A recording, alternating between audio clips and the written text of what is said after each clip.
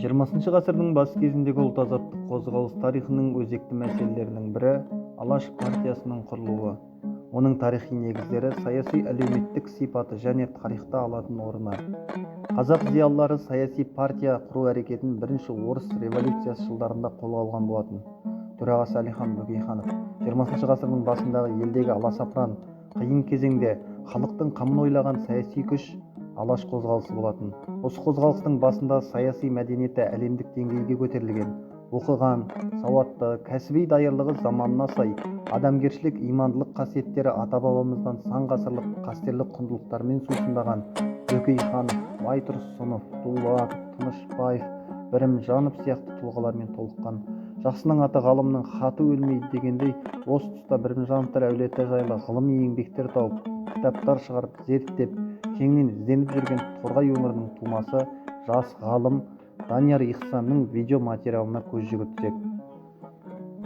1871 жылы қазіргі Қостанай облысы Жанкелдин ауданы Шеген ауылында бұрынғы Торғай уезі Тосын болысы номері 1 ауылда Алаш қайраткері, заңгері, Алашорда үкіметінің мүшесі Ахмет Бірімжанов өмірге келген.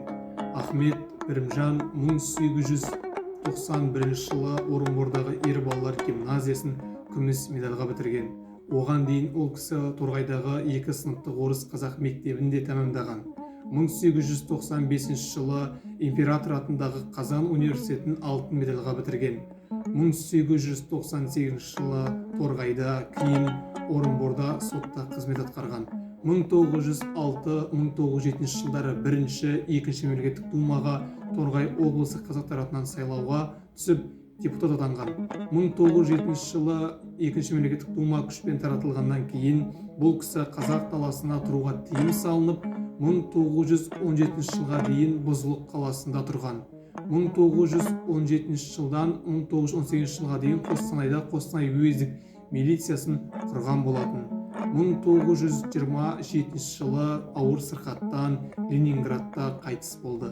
Бұл кісі өмірден өткеннен кейін Еңбекші қазақ газетінде Міржақып Дулатұлы қазанама мұнахиб жазған болатын.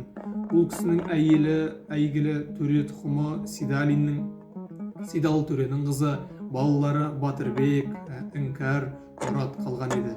Биыл Алаш қайраткері Ахмет Бірімжанның туғанына 150 жыл болып отыр. Ұлт үшін, ұрпақ үшін жасалған еңбек қашанда биік тұғырға және ол құндылықтың бағасын асыру міндет.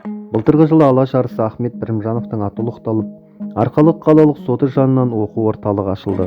Онда Ахметтің еңбектері мен өмір жолын дәріптейтін материалдар жинақталып қойылды. Ахмет Бірімжанов атындағы оқу орталықтың негізгі мақсаты судьялар корпусы мен сот қызметкерлерінің кәсіби білімдерін жетілдіру. Өскелең ұрпаққа қазақтың тұңғыш заңгерінің есіл еңбегін насихаттап, сабақтастық жасау, яғни өткенге салауат, бүгінге аманат деп қарау. Алаш арысының терең білімді тұлға болғандығын мойындап, білім нәрімен сусындау. Бірімжановтар әулеті отбасындағы жандардың барлығын бір туар адамдар болған десек қателеспейміз.